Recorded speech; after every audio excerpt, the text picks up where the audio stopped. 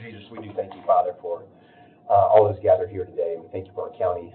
God, I thank you for the wisdom that you give us to be able to debate civilly and to be able to discuss hard items and do what's in the best interest of the taxpayers that we're called to represent in all things. And Lord, we just thank you for your blood and your precious Son, Jesus, for down on the cross for our sins. And we just pray that you just would protect our families, protect our students, protect our employees and staff throughout the county and all departments and all levels of government, Father. And we just ask, thank you for your Psalm 91 hedge of protection around our county, God, that you would just preserve us and look over us and draw us closer to you so that we can glorify your name. In Jesus' name, amen.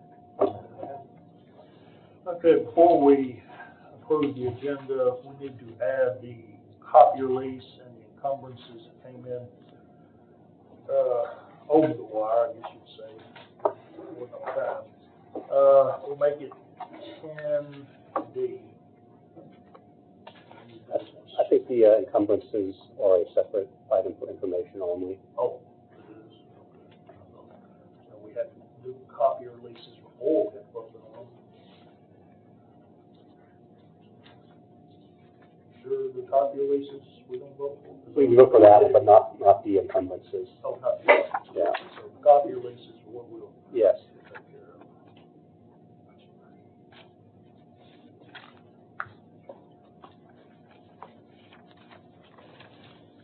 Okay, so looking for a motion to approve the agenda. agenda. Second. All those in favor? Aye. All those against? Okay, approval of the minutes from June 5th. I'll tell you what, let's just approve that 4 and 5. Have a motion to approve the minutes. I'm abstaining from June because I wasn't here. I wasn't on that committee. A motion to Okay, approve. let's just, we'll separate. Approval of the minutes from June 5th. Have a motion. Motion to approve. Second. Okay, those in favor? Aye. Aye. Those against? Okay. And then approval of I'm abstaining from June because I wasn't on that committee. June, yeah. Then the approval of the minutes from September 7th. Have a motion. So moved. Second. Those in favor? Aye. Those against? Okay, recognition of the public. We have David Klein first. Thank you, Mr. Chairman, committee. I'm David Klein. I live at 398 Brandon Mill Road.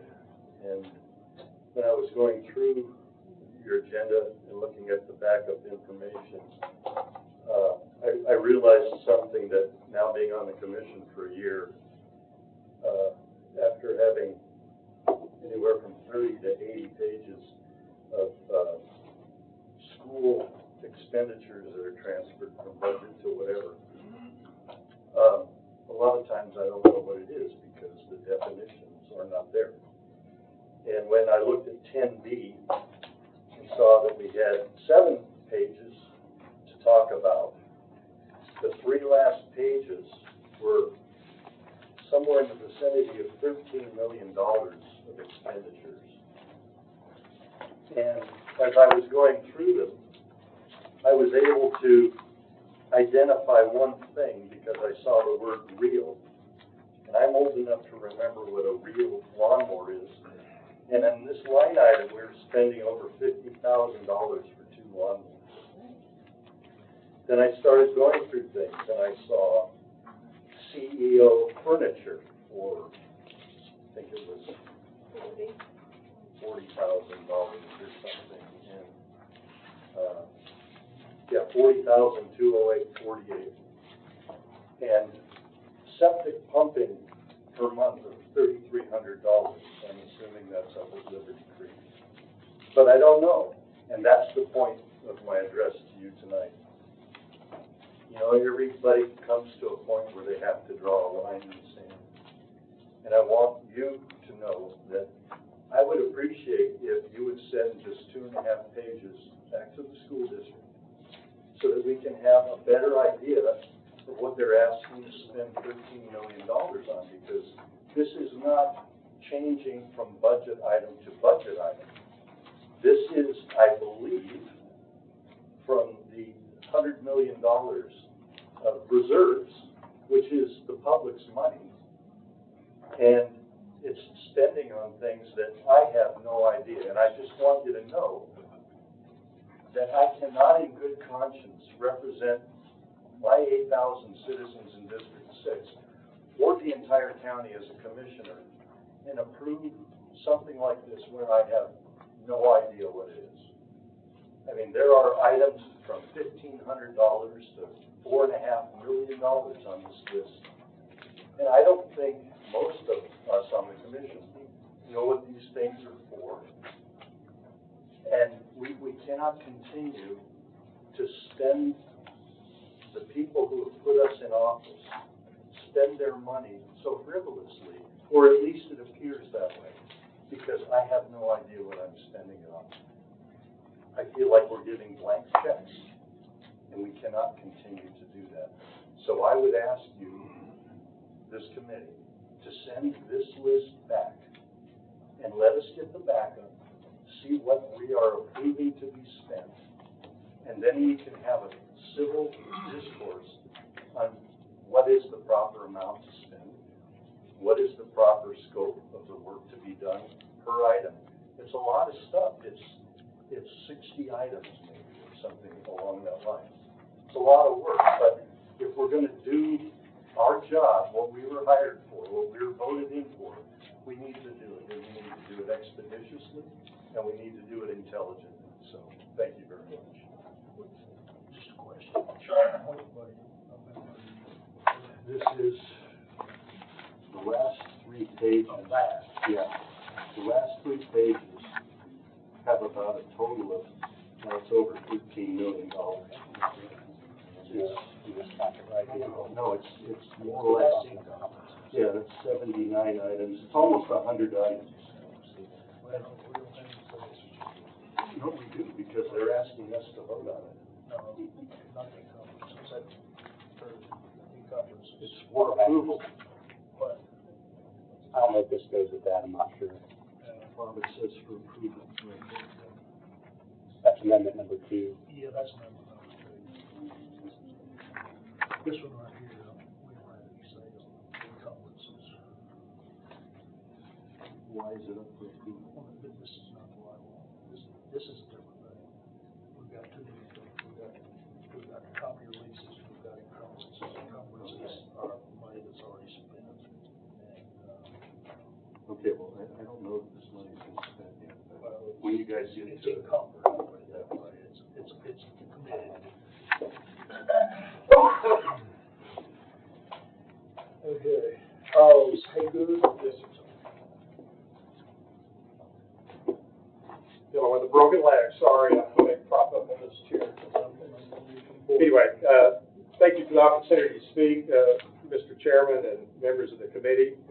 I'm Charles Haggett. I live at 225 South Thompson Road in Goodlettsville. It's about 1.5 miles from Beach High School, off Happy Hall Road.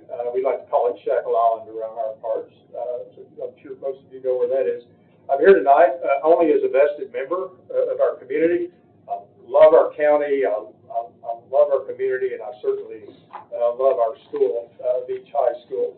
I previously chaired the Beach Foundation for many years, through which we funded most all of the athletic programs that we have in place at Beach. I've led other booster clubs as well over the years, and also supported many of the academic programs at Beach High School. I've been involved in some shape, form, or fashion in fundraising for almost 30 years with our school. I know others here have done likewise in their families, but anyway, it's been a pleasure, though. I've really enjoyed being able to do that. I want to thank you again for the opportunity on topics that to speak on that I'm really passionate about, and that's both education and athletics for our students. I'm specifically asking tonight, though, that the funding for the facility upgrades and their replacement, in our case, that they move forward without delay, if at all possible. Now, speaking for all of us that are here, we've got a few folks here from the Beach community. A lot of our folks are on spring break this week. But we're really thankful for what took place by members of the commission and the school board and our operations group in getting our temporary bleachers up and running. So we were able to have a homecoming there a couple of weeks ago. It wasn't like the normal homecoming, but we were able to have a game thanks to everyone and all entities working closely together. I will say that there's a financial impact associated with our current situation. So both in concessions,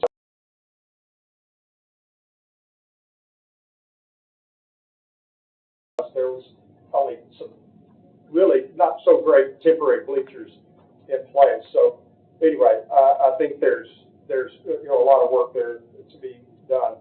For context, though, just to make sure you understand, most all of the athletic facilities that we have in place at Beach High School were funded by the parents. We were able to put in a really nice turf field a couple of years ago. That was funded by the parents.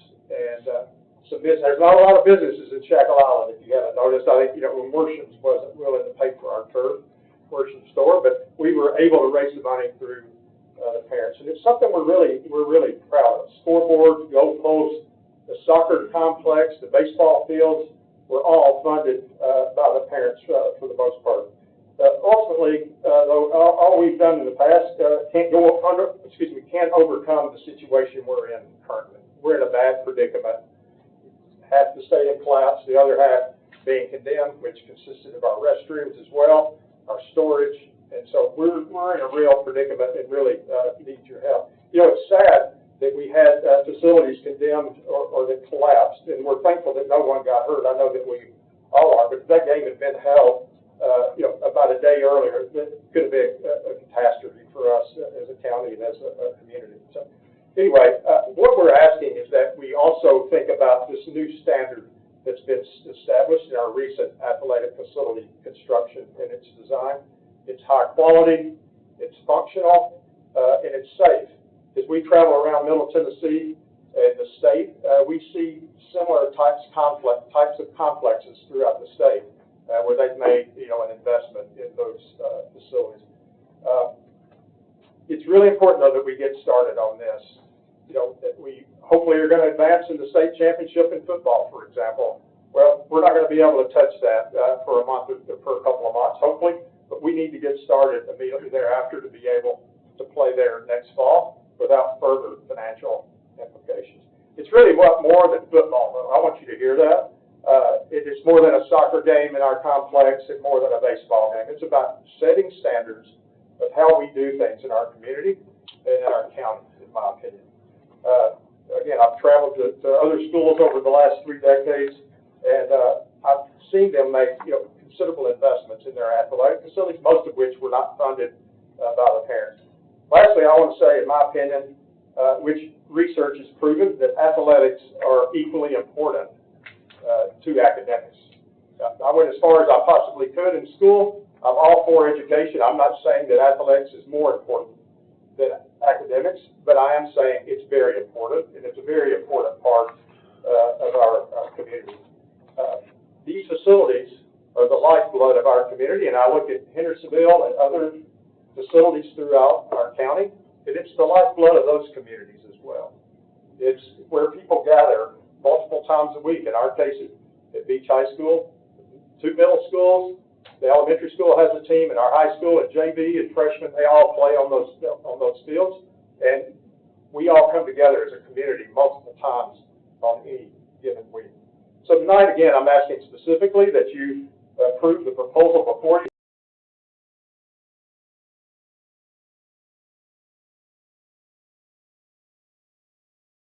Attention, and I also want to say before closing how much I appreciate the diligence that you're looking at taking and through this process. I know it's not an easy job. I would not want to be in your shoes as an elected official for any amount of money, but I'm glad we have people like yourself that are willing to do it. So thank you again. Appreciate it. Mary Janone.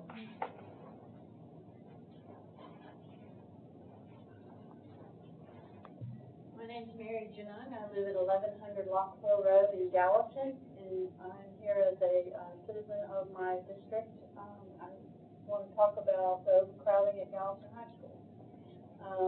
The reason I'm saying that is because during city council meetings the mayor has over and over again dismissed the fact that Gallatin High School is overcrowded. She has said she's talked to the director of school or the representative, and they have told her that everything is just hunky-dory. And it's not hunky-dory. I talked to students at the high school. They said that the classrooms are crowded, the hallways are crowded, and they're at capacity. I asked last month for this to be on the agenda because I feel it's a great deal of concern. Right now, Gallatin has 12,000 homes in the coffer to be built in Gallatin City proper. That's what was put out by one of our councilmen recently. On Lot 4 Road, they have approved a large 232-acre land to build potentially 879 houses. We're hoping that's less or half of that. We also have property behind it that will be developed. We've got property on Nichols land that will be developed, and so on and so forth. And that is going to add more and more kids to the roster for the school. I feel like this education, and I'll probably get a lot of dirty emails out there, that I feel that they're always in a hair on fire mode about things, that, you know, proper planning is not there, that we run the county like, you know, we got free money coming from the sky. And I really am concerned about the students at Gallatin High School. I know that they've been rated at the bottom of the situation for the school, and that's unfair because Gallatin was always the top school since I've lived here. They ranked very low in the state, and I don't know why this was allowed to happen through the school system, because they know about it, the teachers are overrun with it, and I feel like we've been, you know, it's wrong. You got a Liberty School that, you know, doesn't have as many students. They had a lottery where kids could apply, but not many students were able to do it.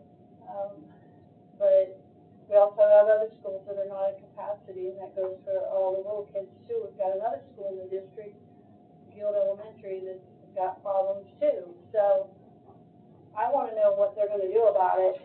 And if the mayor calls, I wish they'd tell her that they're not really in good shape. Maybe that's just what she thinks, but that's what she's told us at council meetings when we come up and talk about not to build these subdivisions because we can't handle the infrastructure that's including schools, and taxpayers are not able to go. You're asking a lot of the taxpayers just continually pay for things that really, when you think about your checkbook, and I've been around a long time, but when you're spending money out of your checkbook, that's not just your money, that's everybody's money in the county, all the citizens, the old people, the young people. We've got a future ahead of us for our kids, and if you just spend this money willy-nilly, you know, I pray that you guys will be in good shape. I'll be long gone, but we have kids that need a future, and we don't need to be spending money frivolously. But I want to know what you're going to do about Gallatin High School and the overreach over there, because those kids don't deserve it. They need to be able to have a good education and feel like they got room to move around and not crowded up together.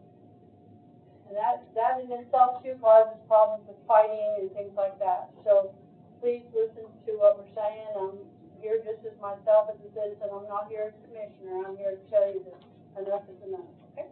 Thank you. Next one is Terry Boyd. Terry Boyd, 334 Highland Circle. So I'd like to step back on my fellow commissioners' topics. Mr. Klein spoke on the encumbrances. I understand that state law is a little bit different, and we get to be informed about these encumbrances. We don't get to vote, but we get to be informed. But that's something we haven't been informed. We don't know about the expenses going to the school. In June, we get a packet with numbers, total, big numbers. We don't know what's in there. We don't know what they're buying. Mr. Klein, he pointed out certain items in there that were concerning. We'd like to know. Even though we don't get to vote on the encumbrances, we'd like to, it's helpful for budget. We have the fiduciary duty of knowing where the money goes. So if we could get that information, that would be helpful for all of us. Speaking to Mary's topic, overcrowding, Galveston High is my district. 113% when I saw the numbers. It's more than that. As Mary said, the schools are exploding. I talked to my waitress at the restaurant, and she said that in the hallway, kids are stepping on each other's toes and you're getting in a fight. And unfortunately, it comes down to they're marked off as a racial fight. Unfortunately, if there's differences in races, they're just too tight in the hallway. I asked School Director Phillips in June at the meeting. I said, when are we going to do something about the zoning? He said there was nothing planned for high school communities, nothing. He mentioned there was a couple of elementaries they're looking at. I'd like to know. I'd also like to know, we just approved 5 new SROs, but I understand schooling is a long ways out. I'd like to get those SROs in the schools, in the high schools. These overcrowded schools, they need them.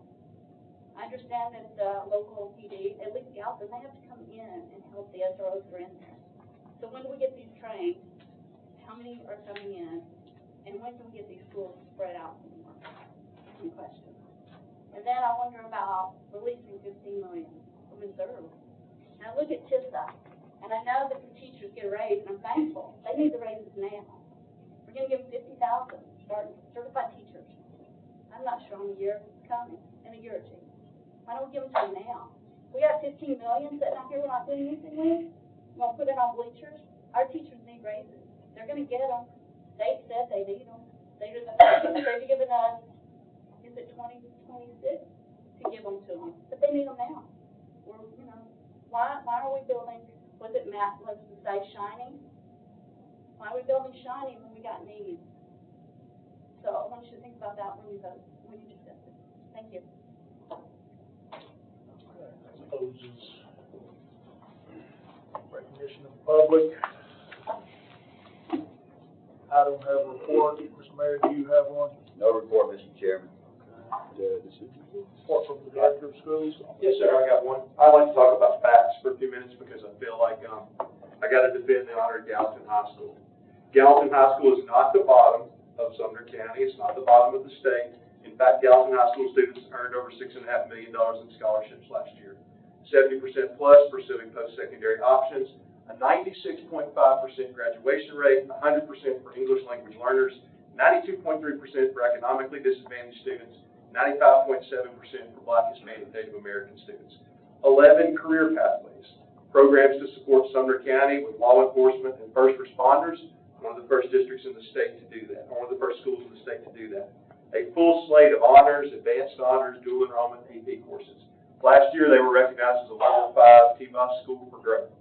Gallatin High School does a lot of things well. I've been to a number of Gallatin High School graduations, games, different events. I feel something different on the sidelines and in the building than what was expressed here tonight as the norm for Gallatin High School. I would encourage you, before you make a judgment about the state of Gallatin High School, to spend some time. Like, one of my favorite graduations to go to is Gallatin High School because you see kids from all over the country and world that come together, different ethnicities, different economic levels, everything. And they're fist-bumping coaches. They're talking to teachers. They're sharing their gratitude. And they're graduating from high school and they're going on to do great things.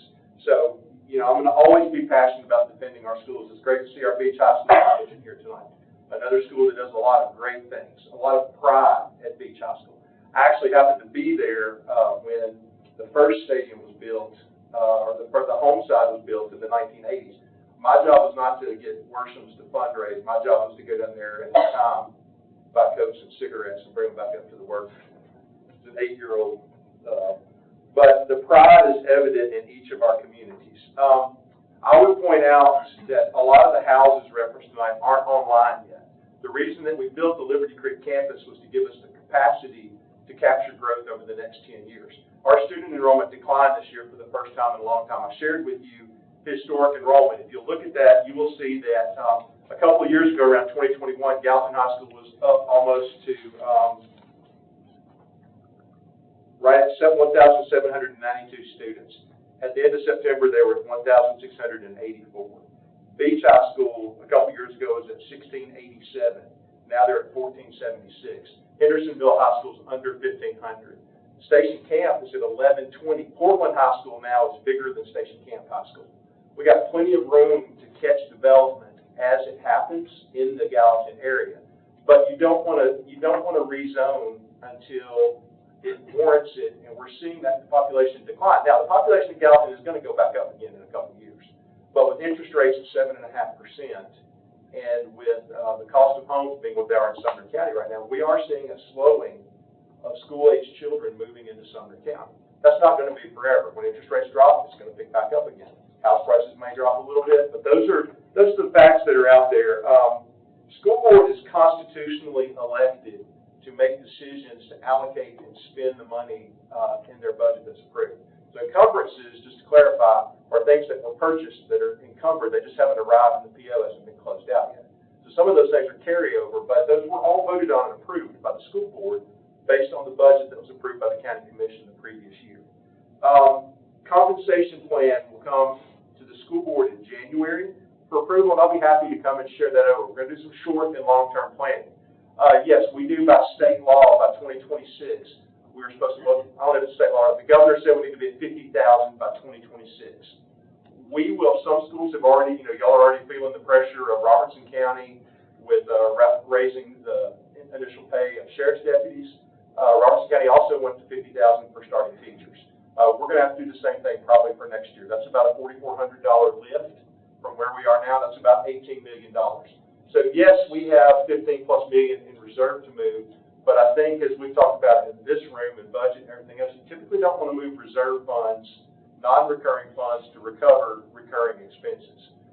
We have to budget. I've talked to our legislative delegation, and they've assured me that more money will be coming to help offset the cost of some of these some of the salary increases. Honestly, we're going to have to look at going higher than 50,000 for a starting teacher. If Macon County, Trousdale County, Smith County are all 50, we're going to have to probably be closer to 55.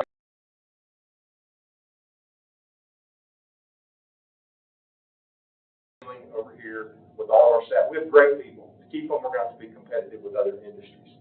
Again, I'm happy to answer any questions about growth or about the reserve funds. Just want to take a moment and explain some of the things I heard from public comments and to try to give some clarity. And I'm happy always to answer any questions. Okay. Mr. Lawling's on vacation. That was moved to next month. Under old business, new business, we have the information only, those go unsaid. And we have the other amendments. We separated out the 15.5 million capital outlay. That'll be for a separate vote. But I would entertain a motion on the other ones other than budget amendment number 2. Should be 3 and 4. 3 and 4, yeah. So moved, Mr. Chair. Second. All those in favor? Aye. I have a question. This is the printed color sheets? That's what we're voting on, right? No, this is not what we're talking about. So we're voting on the 15? We're looking at, Where are we? Yeah. 370. 70 on, or 71 on.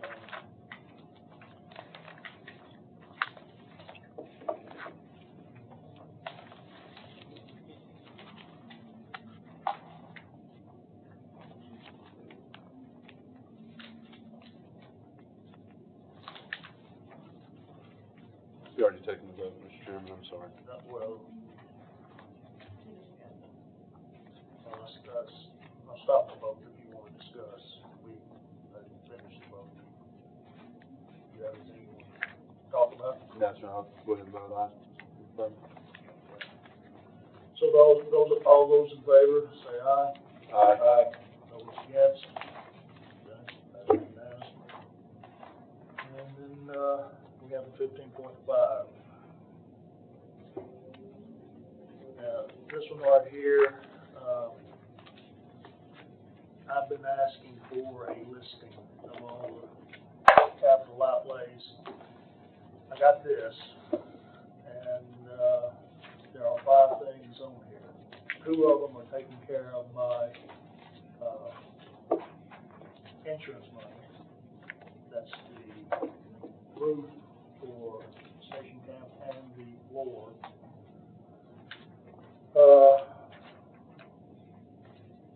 The gutter replacement, I assume because of the letter that was sent out, parents right here, since it was listed on this, is this part of the capital outlays of the 15%? That list is all out of local school board capital. Okay. We allocated $22 million in capital this year, and we're spending out of that with all those projects that are covered. So the none of this is the 15 and a half is, the 15.75, whatever it is that's in there, is because 790 is to replenish the money that we spent to stage out the bleachers that are being used currently, plus the demo and some other expenses. So that's replenishing the money that we pulled out of maintenance, plus about $15 million to go towards stadium projects. So I understand we need the bleachers and all that kind of stuff. It's just we have no estimates. We have nothing to show for that. Can I have a motion for discussion? So moved. Second. Okay. Floor is open. We'll stop. Well, is there an estimate right now? As of today, do we have any idea roughly what just the bleachers to get this going? $350 a seat. Yeah. That's just for the steel. That's not everything, but that'll give you a ballpark. You know, the thing is that we have to move really quickly in order to have bleachers in place by the start of football season next year. So we've got a couple things going on. We've got a short-term process and a long-term process. The short-term process is stadiums that were affected by the structural engineer's inspection or the collapse to get them made whole before next football season. Okay, steel doesn't come overnight. It takes quite a bit of lead time. Yeah. So what we're trying to do here is move the money out of our reserve into our capital budget. If we don't hit $15 million of projects, it will roll right back into reserve next year. Okay, but if we can get it in place now, if not, we're going to go out and get so basically, I guess maybe it would help if I walk through the process of what we did. So the bleachers class on the home business side of the beach class did mid to late August. Okay, September 6th or 7th, we got together a group from each school community except for Liberty Creek. All right, they brought principal, AD, head football coach, head track coach, or cross country coach, and then 3 to 5 parents or boosters. We sat around. We invited mayors, county mayors, city mayors, chambers of commerce to come and be a part of this, because what we're, for the past, as Mr. Hagan had referenced in his comment, for the past 50 years, probably longer, everything that's been done in the stadium was primarily done by parents or city. Like White House in Portland had an arrangement with cities, so some work was done by the city.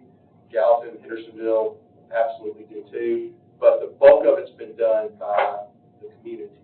All right, so as a result of that, facilities have sprawled over the campus. Like Beach High School was built with nothing. First 2 years, Beach played at Hendersonville High School.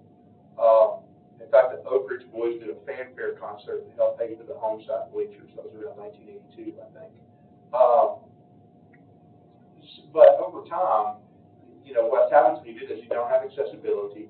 We've got lacrosse and girls flag football coming online in the next couple of years, so we're going to have more need for multi-use facilities.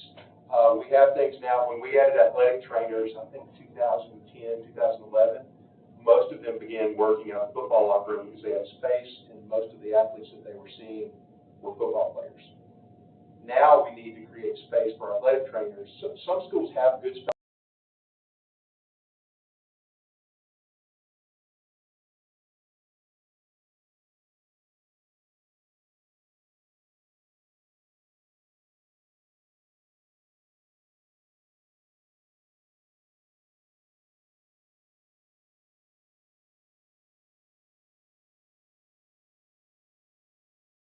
More space to meet the future needs, like training space, dressing space, bathrooms, things like that. When we plan for that, then we can go ahead, as we're building the bleachers, we have the ability underneath those bleachers to build out some of the spaces. It's harder to do that when you just do it over 30 or 40 years, and especially in those days, we had lots of land. If you needed land, you just went and got somebody donate 4 or 5 acres from a neighboring farm. Those days in Sumner County are gone. If you look, looking at White House, for instance, to see if there was a parcel of land close to the school, the closest one sold for $2.2 million to a developer. The next closest sold for $4.4 million. So, the days of buying more land adjacent to the school campus are probably pretty much over. So we have to plan and utilize the space that we have available. And when we met with that team, these are people that pour their hearts and souls into that campus every day, and had them brainstorm ideas. We'll shoot some down. There won't be a retractable roof. We're not going to host a Super Bowl, but we do want to build safe, accessible, sturdy facilities that meet the needs of our schools for the next 50 years. We know I never want to wake up to a call like I got from Mr. Powell to say that the visitor side bleachers at Beach had collapsed. Thank God nobody was hurt. We're going to inspect everything from here on out. The school board's about to pass a policy that accomplishes that. I think we already did way first reading past that. So we're going to make sure nothing like this happens in the future, but the best thing we can do is get out of cement structures and do it in a way that we can make those who are affected whole, while at the same time we look at all of our campuses. It's a little different. Station campus bleachers are in good shape, but they've got a middle school sized gym or a 5, 6A sized high school. We need to look at that and what we can do to help there. Westmoreland's bleachers are in good shape, but Westmoreland doesn't have a competition track in Sumner County right now. Track and cross country are two of the fastest growing sports in the county. We have one at Liberty Creek, and we have one at Hendersonville. The one at Station Camp has 6 lanes, but there's some irrigation issues and drainage issues that we need to address. And I would love to see us go back at Gallatin High School. Also, I'd love to see all our high schools have a competition track because it opens up. There's so many kids that are participating in those sports now. They're big parts of the community. If you go to Hendersonville at any given time, you'll see dozens of people out there walking. It's a good way to connect the community to the school. So that's what that 15 million won't cover it all.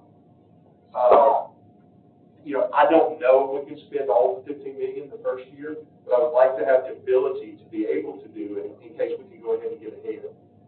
Because as we found, the most expensive elementary school in the history of Sumner County is White House Intermediate. It's smaller than Burris, but it costs more because construction costs were crazy from the time that we built the entire Liberty Creek campus with all the infrastructure for the elementary and the high school for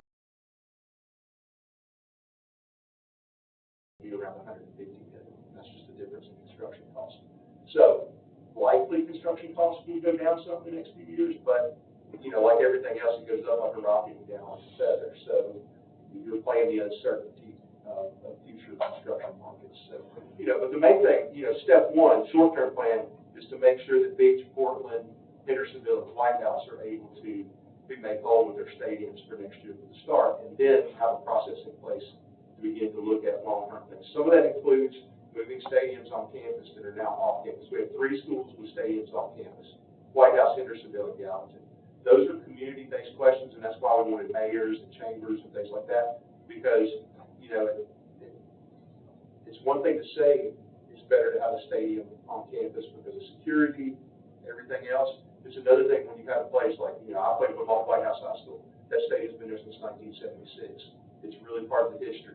You go to Portland, they love playing football with the train riding by. If you go to Gallatin, it's hard to imagine Gallatin not playing it right there. None of that is decided yet, but those are questions that we have to ask to take a little bit more time. But how in the meantime do we get everything done that we need to prepare for the future, while also taking care of our short-term needs to get safe bleachers restored back in. And the beach is not just bleachers; it's also bathrooms and storage. I just think this obviously needs to be done. There's no question. Oh, yeah. The concern, and this is where I'm trying to really, work with the schools here, and I've got citizens in District 18 that, they need some certainty.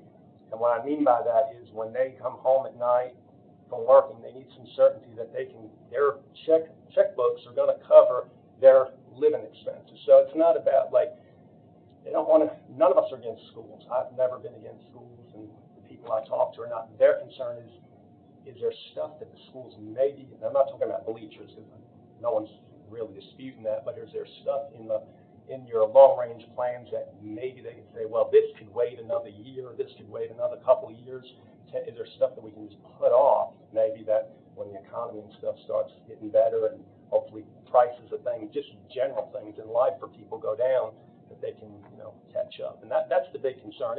Bleachers need to be replaced. I mean, that's no dispute in that.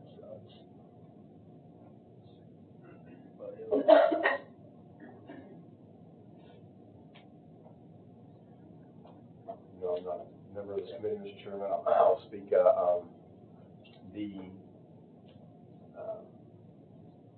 Looking at this packet, I wish that the beach bleachers were a separate line item.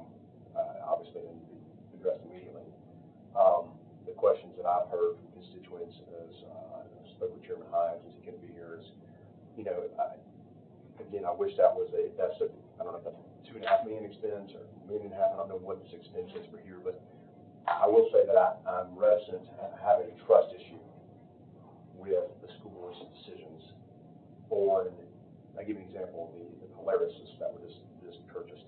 I was not happy with my school board member on his vote on that because I felt that the pricing was exorbitant on that personally, and that a much better deals could have been had or different vehicles for a fraction of cost. So for me, it's more of if I have a trust issue in the small things, I'm going to have a trust issue in the larger things. And so when I see what could be interpreted as a slush fund for a large amount of purchase, and I understand this stuff will go back to the school board for approval, but I wish there was more transparency in the process of seeing what the actual needs are versus wants. Because when I'm again looking at the Polarises, you're getting top dollar for something versus something that could have been done to achieve the same goal for a fraction of the cost. I call it a question of what's being presented as far as students. I call it a question of what's being presented as far as facilities. And going back to Commissioner Schmidt's comment on where we are as citizens and financial burden of what we can bear, but I fear what's going to happen is all this ask for money, and then we're going to get hit like, well, we need more money for something else, and then you're not giving it to us, and you hate kids, because that's been the narrative for my tenure on the commission, and it's a real problem. And so what I wish the school board would have done is bringing back more of a line item type of expenditure list for these immediate needs to address them in more of a managed and smaller approach. So I just wish that would have happened. And like, what is the immediate need now versus like, here's the immediate wants. I'm not going to discern the difference between it. So I know I'm not a voting member, but I just wanted to express that. I just don't want to get in a situation where we're going to be crying wolf here and like nobody has any money and we're in a position of like, you hate kids or raise taxes. And so that's just a concern that I have, Mr. Chairman. Well, I would like to add too, you said short term and long term. So I'm assuming short term would be Portland, Beach. I don't remember the other two. The three. That's our short term. And White House. Okay. I would, I think I would like to address the issue of the Polaris because there's been a lot of.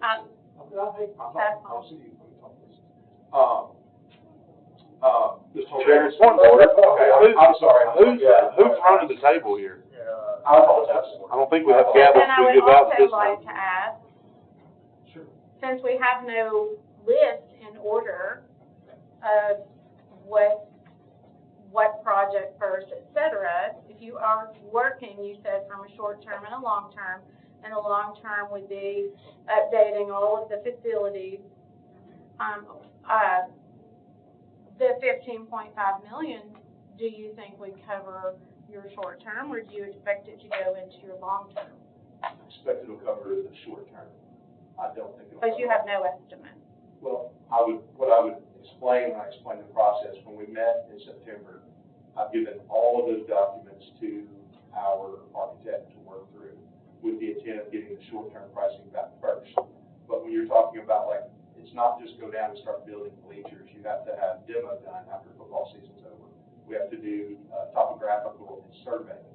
Then there's a whole list. We have to have civil site and a bunch of different steps in that process done before we get drawings and renderings and final estimates. So we're probably a month out from having that. I'd be happy to bring all of that to you as it becomes available. But this step is, if we wait to move the money until after we have the plans. How long does it take to move the money? About 2 months, because it would have to pass through the school board and then it has to come over here, at least a month and a half. We could probably, with a special call, do it in a month, but it would have to pass the school board. If you reject this tonight, it would have to pass the school board. It would have to come through the Education, Budget, and Fulton County Commission. Then we could move it and begin to spend it. We can't spend a penny of this $15 million until we receive the approval to amend it into our budget on the school board side. At that point, any plan, the school board is constitutionally elected to manage the school board's budget. So they would then receive the presentation, the recommendation that we would give from the architect and from the teams that met. They would vote on whether or not to expend the $15 million on those projects, short and long term. So that would be the process. But we can do it the other way, but then we're probably looking at not starting until December or January. And I can assure you, then we'll be spending another $500,000 or $600,000 staging bleachers that don't meet the needs of the facilities because we wouldn't move the money now. And that's the brass tacks of it. So you know that if we had to wait 2 more months, there would be no bleachers on these other short-term I projects. can almost 100% guarantee. The lead time for steel right now is sometimes 4 to 6 months.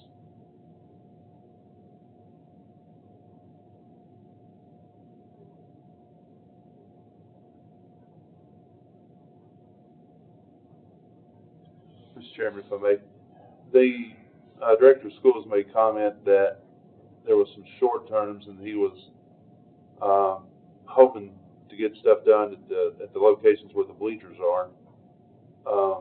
But then I think he also mentioned that he was wanting to get tracks and stuff done, and there was 3 of these facilities that didn't have a place on a school campus. Have we heard any intent of moving these football fields or putting a new football field on campuses, or what's the intent there? I think that's a decision that has to be made. For Portland and White House, it has to be pretty quick. There are actually 3 schools that don't have an on-campus stadium right now: Portland, White House, and Gallatin. Those are decisions that would have to be made pretty quick, but that would affect the long-term versus the short-term plan. If we move a stadium back on campus from a historic spot, that's not going to happen in August, because that's a 2 year. But I would think, like, if Portland, it's going to be a decision that we're going to get a lot of feedback from Portland on.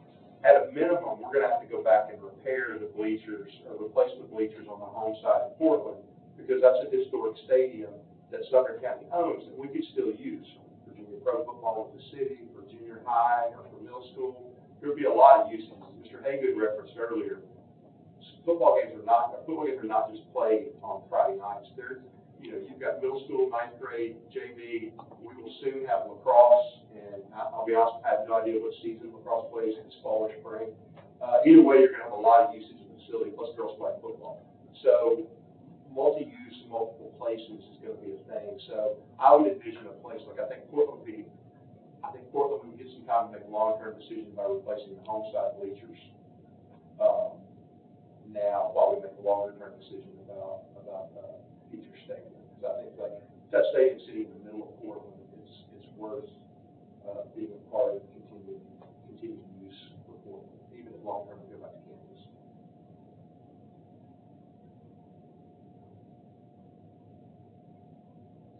Where did these Polaris's go? What schools got the Polaris's? I have to have my notes, Mr. Rogers.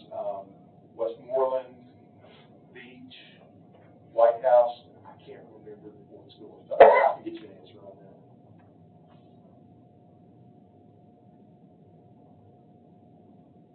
Just want to make sure we get a little on top of the hill. 2. That's good. And that's based, Mr. Rogers, that's based on ones that had no equipment like that. Correct. And also, on those fields, you're covering, if you're in Portland, Westmoreland, White House, that way, you're covering a large distance between fields. Beach also.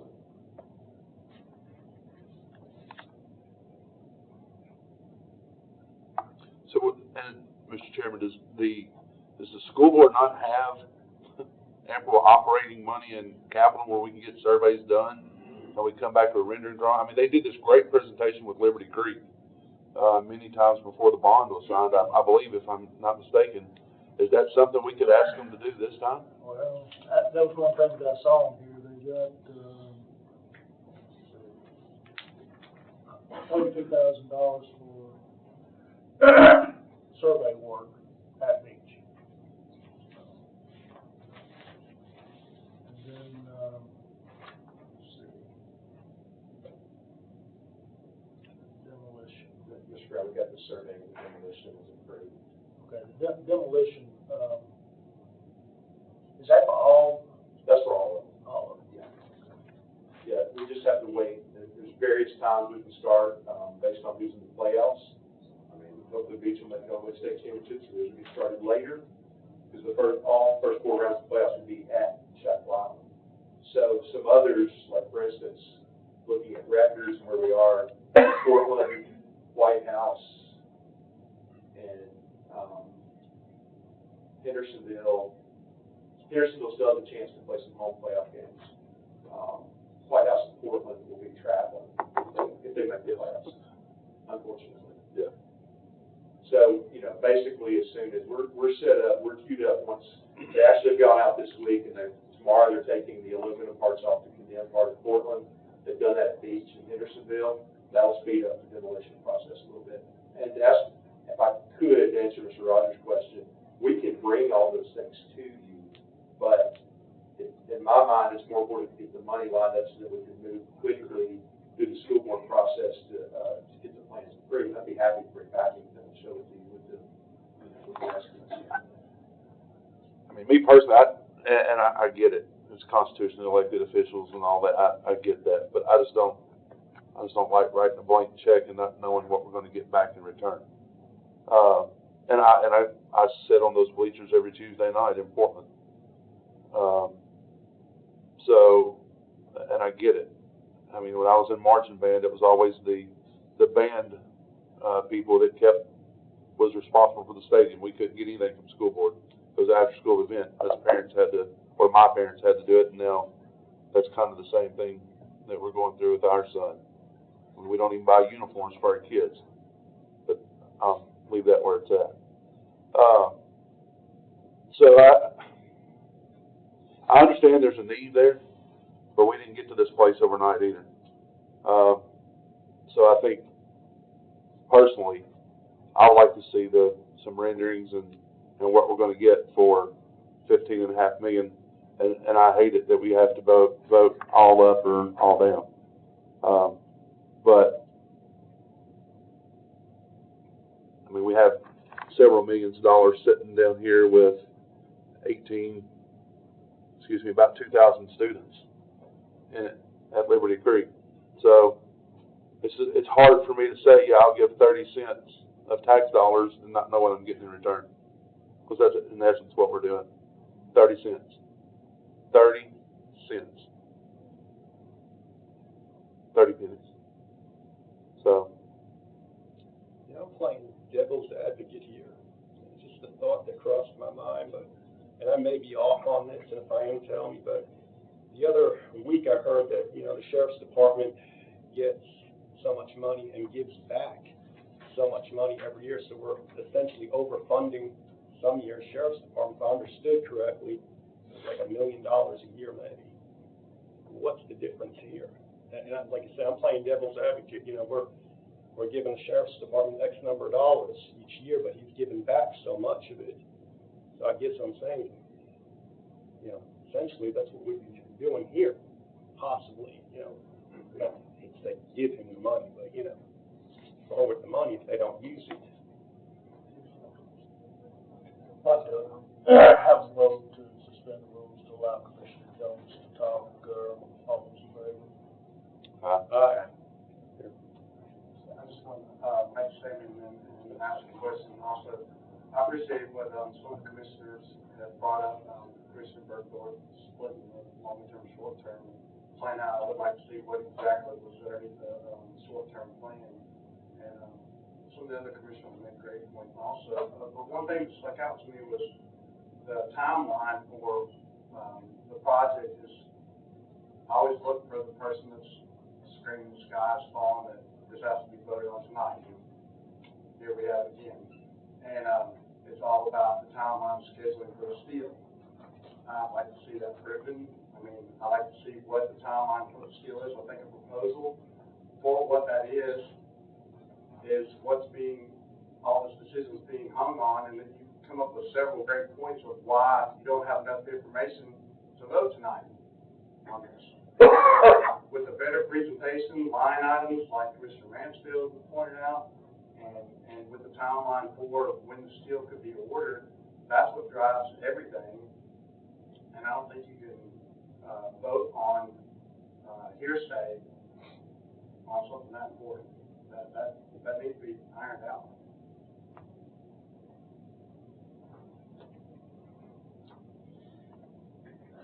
One of the things that, usually any large corporation should have is a long-term list of what's going on. We've got schools. I just looked at here. We've got at least 3 elementary schools go back to 1955. Two of my grandsons were in those schools, one of those schools. And I know that there's got to be stuff that is going on in all of these schools that needs at least some kind of supervision. I know these are government buildings. They just don't care about government buildings, but they need to be maintained as well as any private residence or private corporation. And it just bothers me that this is the only thing that we've got right here to show what we're going to do in the near future, not 5 years out or something like that. It should be something laid out so that we know what's coming down the road. We also asked for a list of all of the buses that are reaching the 17-year mark, and still haven't gotten that. We asked for that last year, about this time. We got a list of 4 buses that we want to purchase, and that was after we found out, 2 of them were for insurance money and something like that. But that is what is concerning a lot of us here, is the fact that we just don't have any kind of lead time to discuss this. Now, bleachers fell in August. We should have been moving along to try and get this money, get some kind of an estimate as to what this was going to cost. I have no problem turning loose some money if I know what I'm paying for. I just don't write a blank check. I never have. I mean, if somebody does me a job, I'll pay them for it. And I want to do a good job, too. And I definitely want good quality stuff that's going to last quite a while for this county. But I don't want to write a blank check. That's what we're doing right now.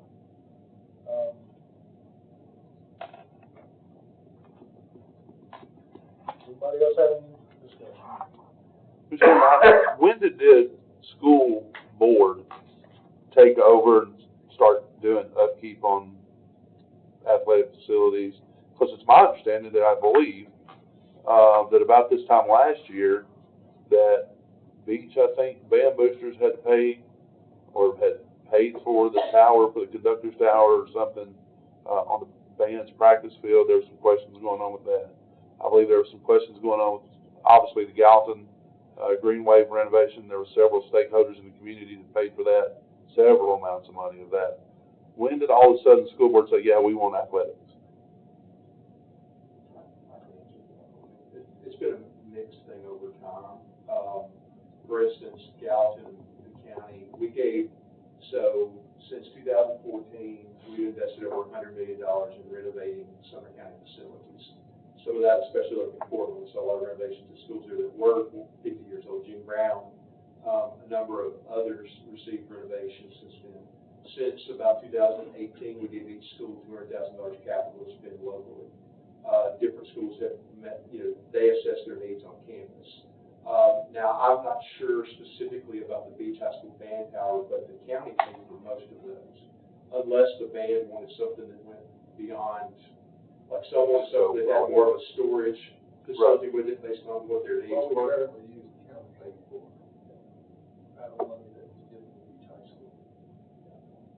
So Gallatin High School, for instance, with their bleacher project, the bleacher project was significantly more than the capital they had, so the county shared with it because there was a need there for the visitor side bleachers. Other schools have done, as Beach referenced, they've invested a lot locally with the turf field, with the scoreboard. Hendersonville did the same thing. Schools have bought band instruments, they've bought scoreboards, they've bought LED signs, they've assessed their needs. What I have done, and I appreciate the need for a long-term, short-term plan.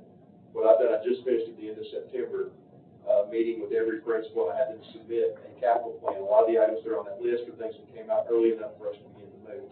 We're looking at some things in the next month or two. You'll see a lot more, about $6 or $7 million in capital spending to update and renovate things that are needed, especially, HVAC.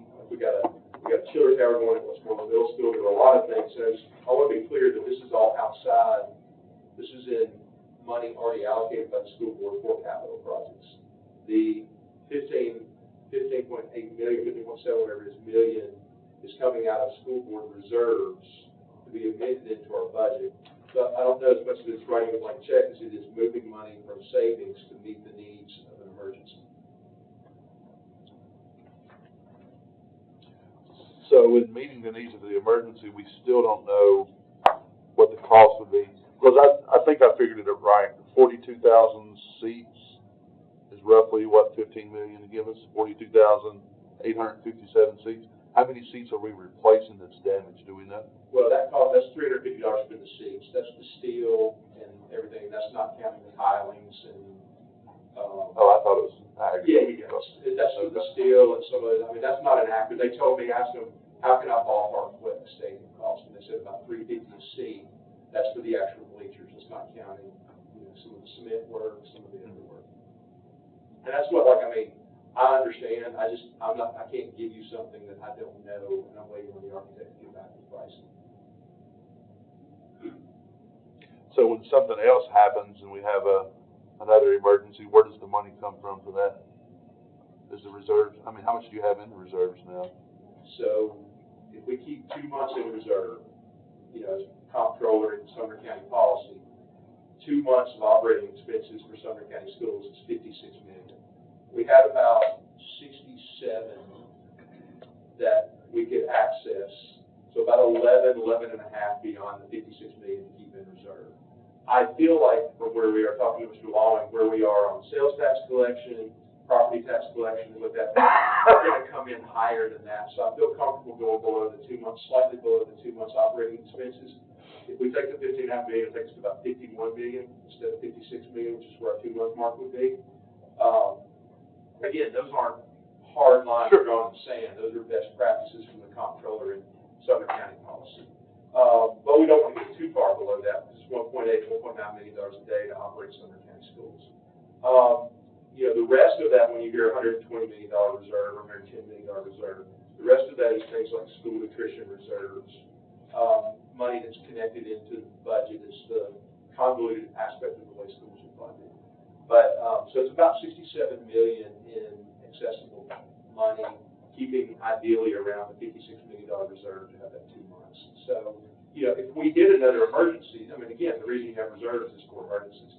We would still have quite a bit of room to meet the needs of an emergency. Now, we have tried, when Wilson County was hit by the tornadoes a couple of years ago, they discovered that they were underinsured, as was every school district and municipality in the state.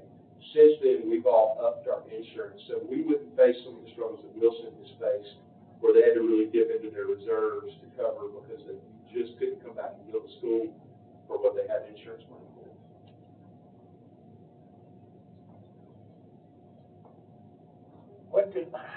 I was at the board meeting and you said that November would be when you would have the listing when board member Graham asked for it.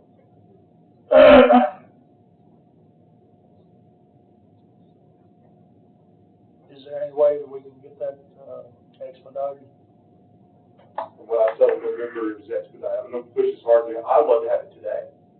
I mean, I don't like shooting in the dark any more than y'all do, but I gotta give them time to price out everything. It's not, also don't wanna come and bring you something and it's not right because we pushed it fast. So, you know, I'm gonna push as fast and hard as I can to get the information. I just don't have it tonight.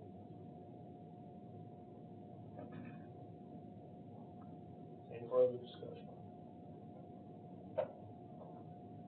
Sounds like the 15 million that they need is, they're just estimating right now based on the needs that they're looking at, from my understanding.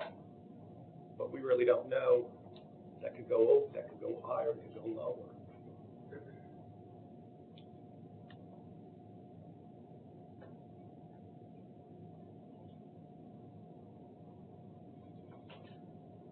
Okay. Go ahead and, is there a motion for a vote? Make a motion to approve this and send it on the budget for the discussion. Is there a second?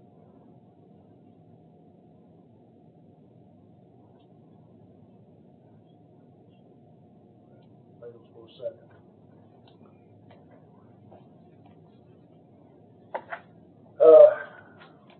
We will be waiting on the listing whenever it comes. We'll go ahead and, I'd like to make a motion to put this 15.5 million into old business so that we can, bring it back next month. That was second, motion. So moved.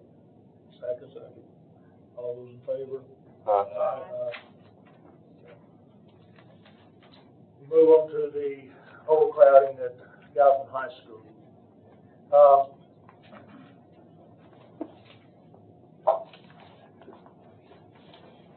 One of the things that I'm looking at here in Galvin High School,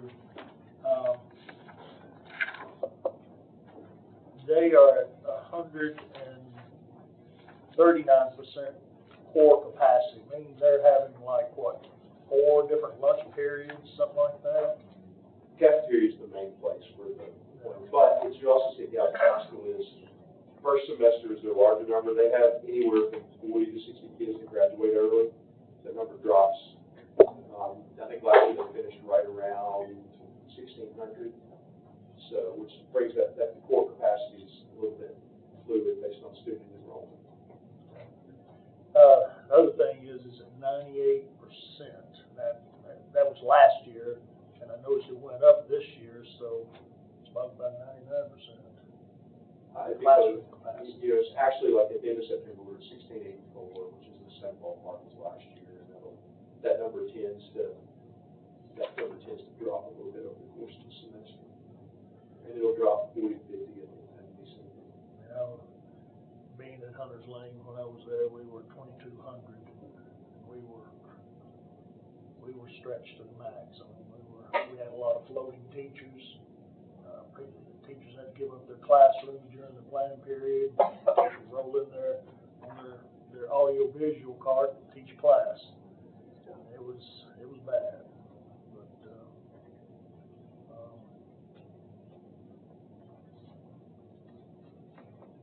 But that is just something that I wish to goodness that we could alleviate. We have all these other schools. Station campus at 65% core capacity, 57% classroom capacity. Liberty Creek at 36.3, 37.2. We need to move some people, and that's just plain and simple. We got to move some people. I mean, sitting at 139.2, 98.6% classroom capacity. All these other folks just walking around, they might see somebody in the hallway when they're passing from class to class every once in a while. I remember seeing herds of people moving in class, during classes. Remember being white that Liberty Creek Middle School is also in that building, right? They're soon going to get their building. I mean, what is that? August 24. August 24. Is there any way that we can see any kind of movement as far as redistricting? We look at it all the time. It's just a question of when, the thing is it's easy to talk about redistricting when you're just looking at the numbers. When you think about population locations, a lot of those kids want to be at Gallatin High School. They don't want to go live in Creek or Station Camp. There's a lot of pride associated with it. And I think some of it depends on when some of these housing developments, for instance, the one, and I can't think the name of it, is Syntex. It's the one out by Schaefer. There's like 1,100 houses going in there. That would be one that would be easier to shift to Liberty Creek. So we've got some flexibility. So the thing is, we got all these houses in the queue. What we learned with Durham Farms over next to Burris and Knox Dawes is that Durham Farms broke ground, and we're 8-10 years later, they're still building some of it out. Sometimes a housing development is approved, and it's years before it comes online. So some of it is waiting to see exactly where those houses are going to come online, because it's obviously easy to move some kids to Station Camp, move some kids to Liberty Creek, but looking to see the best time for doing that is, and also seeing what's happening over the next year with our numbers. Because like I said, Gallatin High School is running over 100 students higher 2 years ago. We folks mentioned that Lot 4 Peach Valley Road, it's 876 residential units going in there, and with Gallatin saying, they didn't trust the county with administrative ownership of that property, they voted it, annexed it, and that's just a whole lot of folks going in an area that's way overcrowded already. So that's what has me very concerned is Gallatin just will not stop. They have just not realized that they are burdening the county. I know a lot of these folks here from Beecher County. I'm in the county. And so I don't see our property taxes go up again if we have to build another school. That's the we can't get through that through Gallatin City Council's mind is we just don't have the money to do that kind of stuff. We're trying to get ourselves out of debt. $310 million spent by the last commission and put us in debt. We're at $411 million. That's where we're sitting at. Hopefully this will be $10 million of that roll off this year. So we're trying to get down where we don't have to write. Every time the money comes in, we need to have somebody else's name on it. Right back out the door. Likely to invest. I'd like to address what he's saying about redistricting. It's always excuses. Gallatin's been overcrowded for a while. Okay? And I know you can say this or that or whatever, it's around it, but it is overcrowded. These kids are Christian, and it's unfortunate. He disputed what I said about them being 8 in the county or in the school. And my concern is that, these kids all of you should know that when students are overcrowded in classrooms, it's difficult to learn at times. And he said that a lot of the kids don't want to go to Liberty Creek. Do you have a survey to prove that? Have you ever been to Gallatin High School? I have been to Gallatin High School. I've had students in Gallatin High School. And I have been to the graduation, and I don't appreciate you barking at me like that. So my question is, what is the plan? We have overcrowding. It's been going on for a long time, and I want to know, because we have a problem out there. And the kids don't deserve it. What's the plan? Well,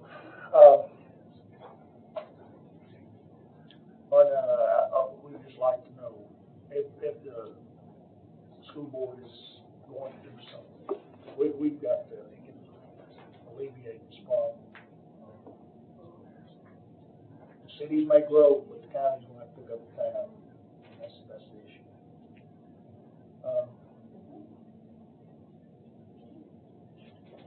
This next thing, A lot of issues that are going on business.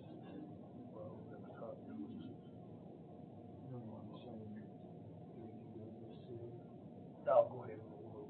Okay, I'd like to go ahead and move, 10C to old business also, so we can, talk about that next month too. So moved. Do we don't need a motion for that, do we? No. Just leave it on there and let it ride? Okay, move on to 10B, the copy of leases.